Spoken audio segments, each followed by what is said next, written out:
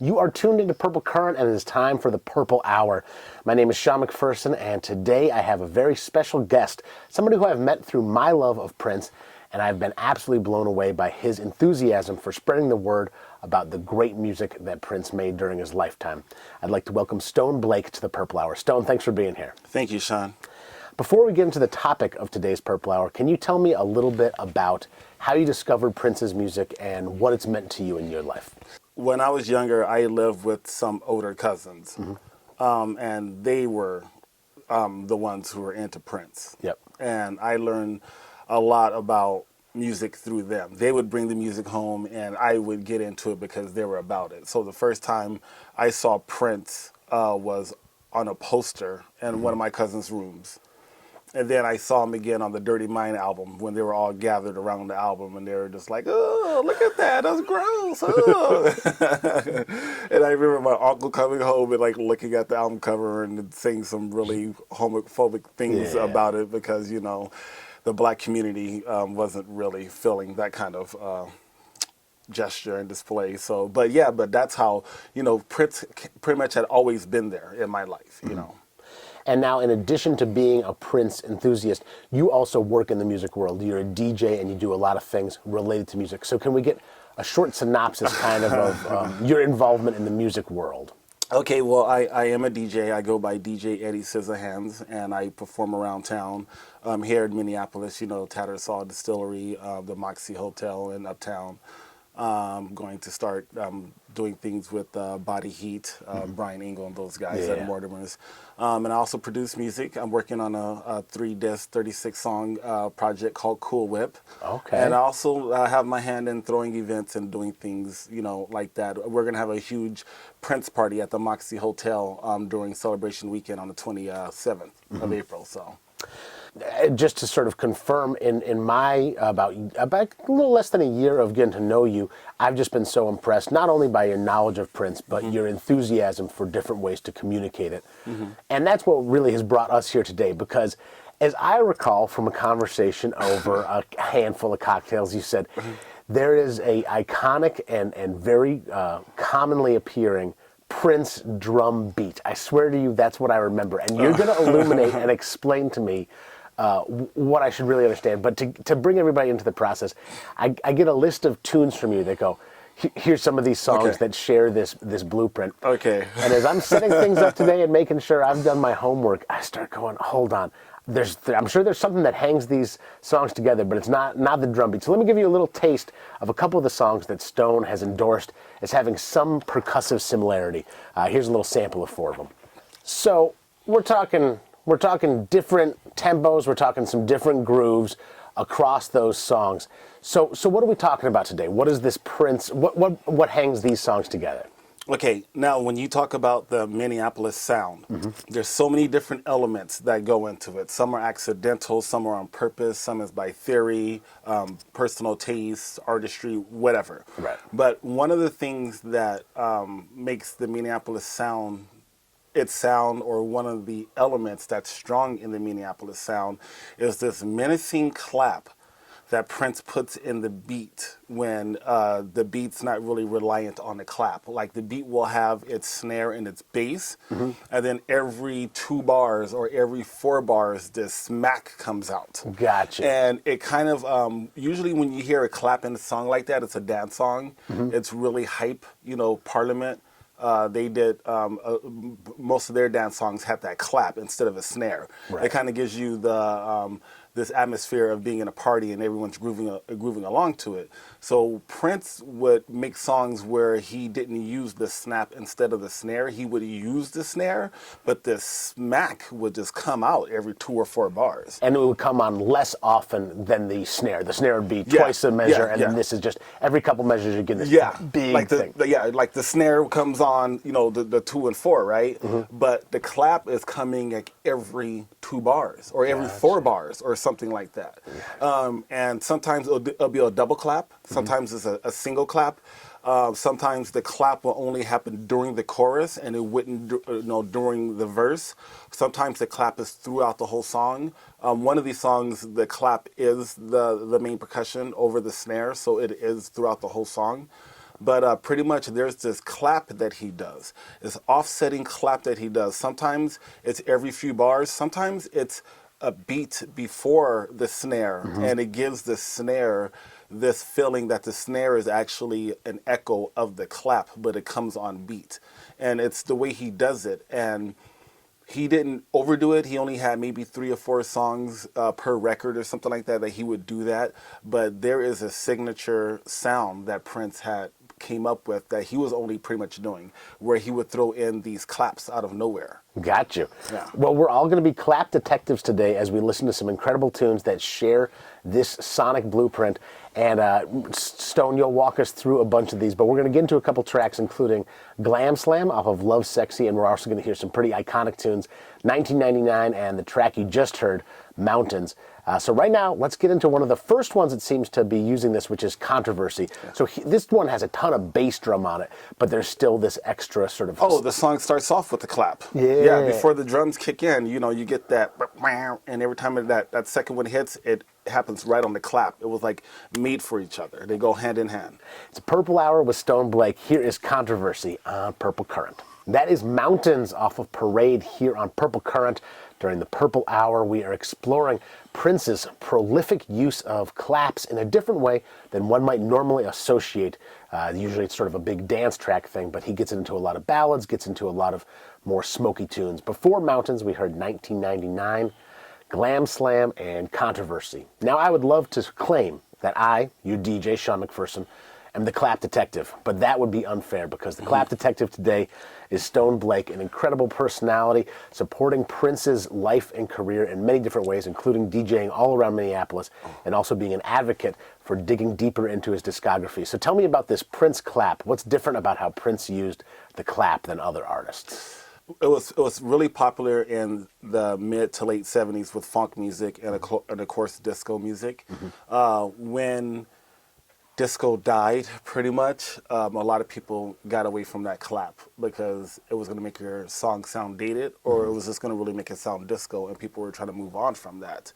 But by accident, Phil Collins, Peter Gabriel, accidentally found the secret to the distorted reverb. Yes. And I think it was the Peter Gabriel album Melt that they actually premiered that. And then maybe like a year later in The Air Tonight, Phil Collins really gave you a taste of what that gated reverb sounded like. And then they came out with an actual processor unit called I think it's the AMS RMX16. It's like a microprocessor reverb unit that was programmable, and you could run anything through it. It wasn't just for drums or guitars, whatever. You could run vocals and stuff. So that was the sound of the 80s, was the gated reverb on the snare. Right. And it gave it this really hard like echo that just snapped off. It didn't fade away, it didn't fizzle out. It was this hard reverb, and then it cut off.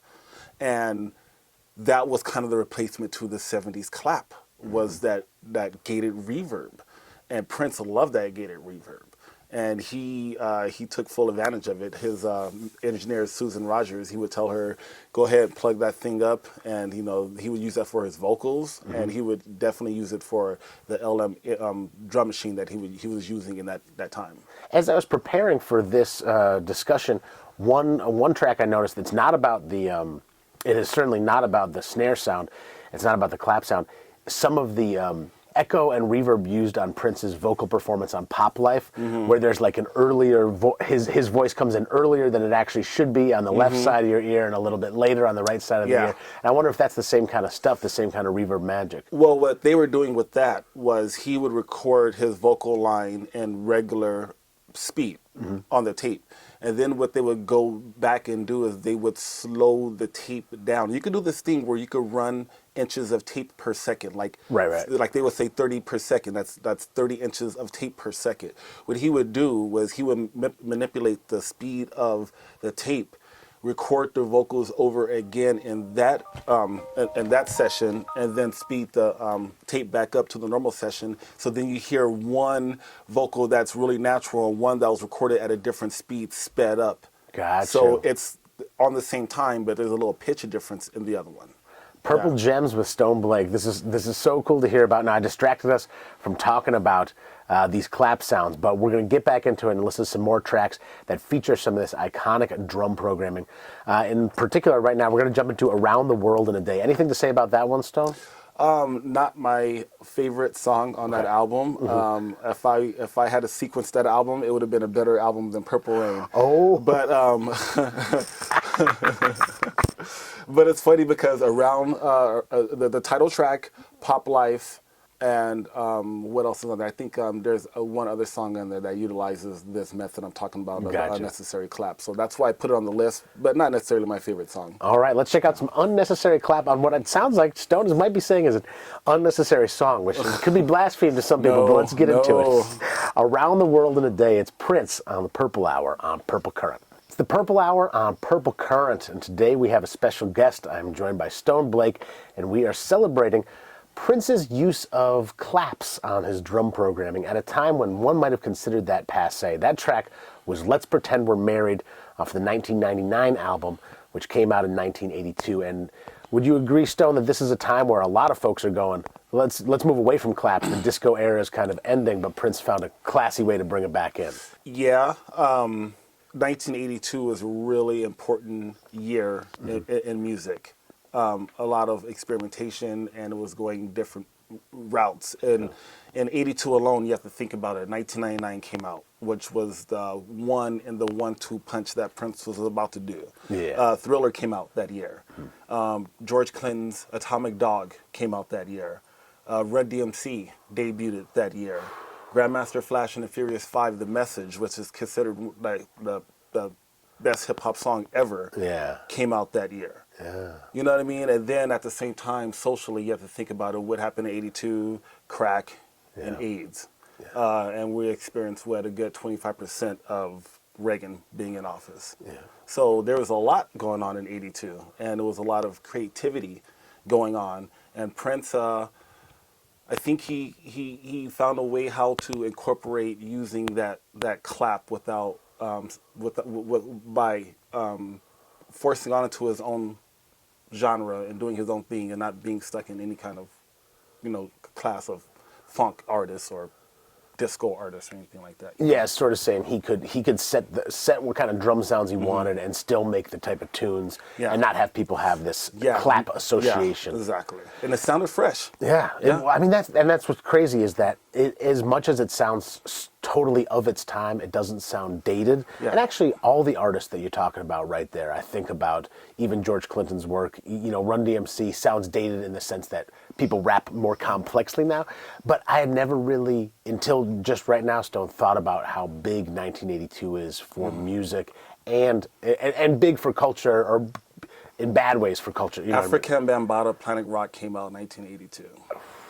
Man, if you'd asked me, I would have guessed it was earlier. That was 82. I mean, Yeah. that helped spawn house music, drum and bass, Yeah. I mean, 82 was serious. Yeah. So where do you place, in that sort of conversation, where do you place, how important is Prince at that moment? Because it's sort of pre-Superstar, right? It's pre-Purple Rain, but he's still a huge voice. Prince came to a point where he was, when people peak, well, he's on that ascending part of that peak because so much has happened.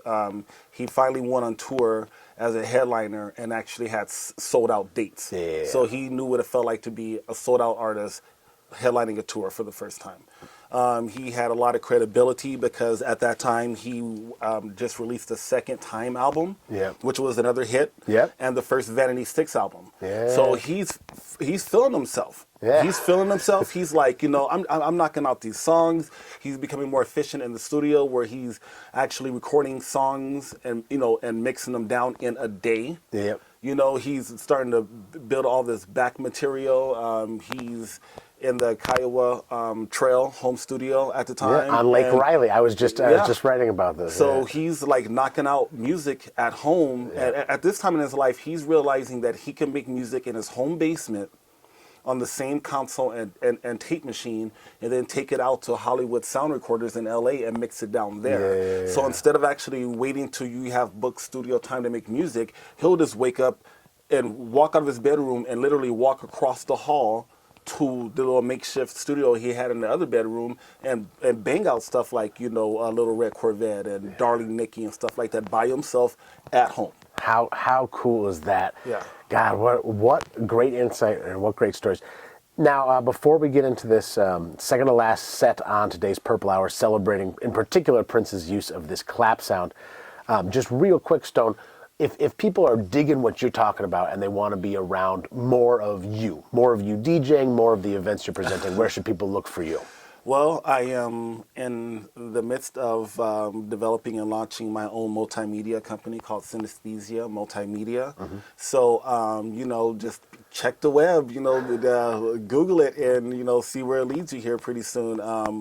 I'm looking to really, really be out there by the summer. Right now, we're still getting some things together, but, we're developing YouTube channels, music content for streaming, art shows, events, organizations, and, just a lot of art stuff and some community art, things like that. So Synesthesia Multimedia, just keep your eyes and ears open for it, and you should see some really interesting things coming out of the Twin Cities this summer. And a lot of folks are coming to visit the Twin Cities for Celebration Weekend, and you're doing an event that weekend? Yes, we are doing a Prince party at Uptown. It's called Party Uptown. Prince's Friend, the most popular Prince YouTube channel out there, they will be in the house. It'll be a multimedia event. They'll be interviewing people.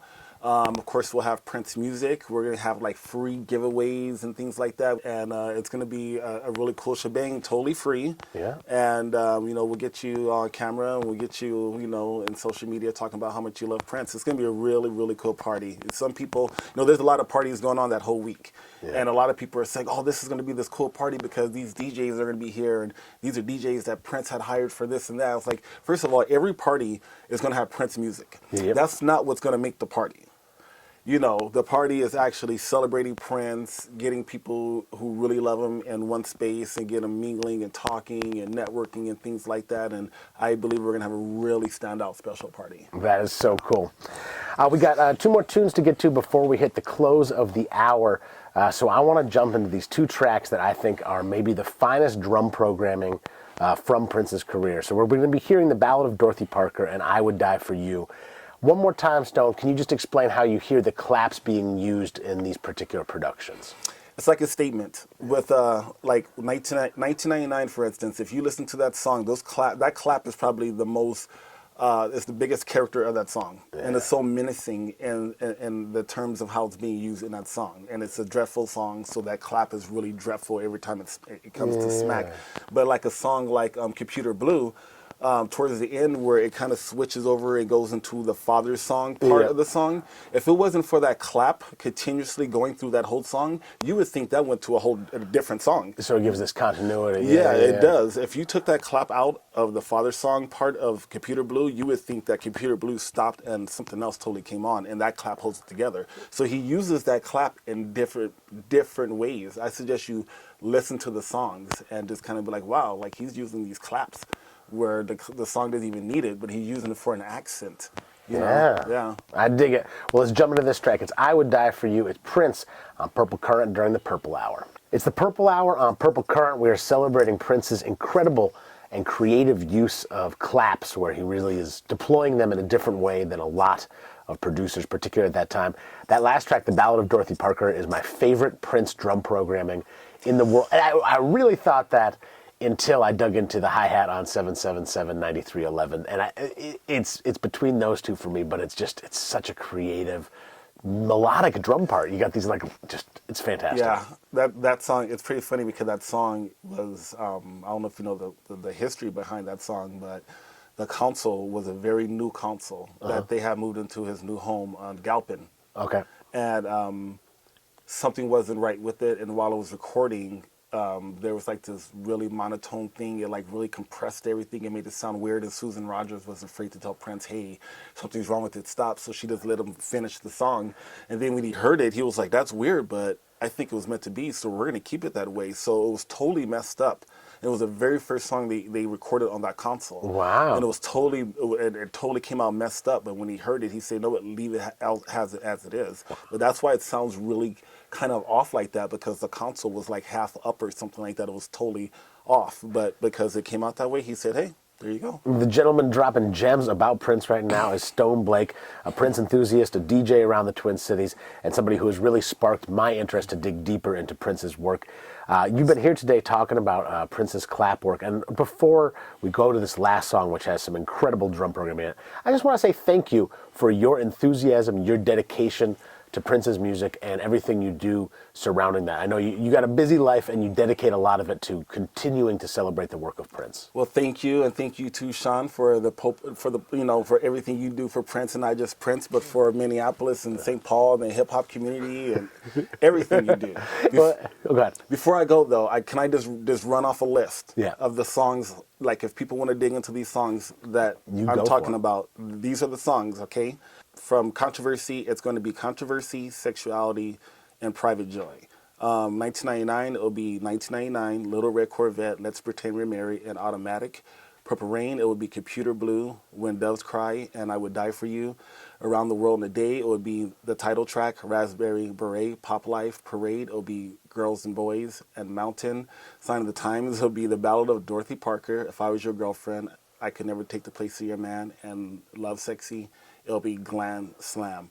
All of those songs have this accented clap in it. So dig for yourself. I love it. I'm going to keep on digging, and I love that you shared so many of these songs. We've hit a lot of these tracks today, but we're going to hit with one of the biggest tracks for Prince, period, obviously, but also a huge track as far as this accented clap. So When Doves Cry is going to close out today's Purple Hour. Stone, thank you so much for being with us today. Thank you, Sean.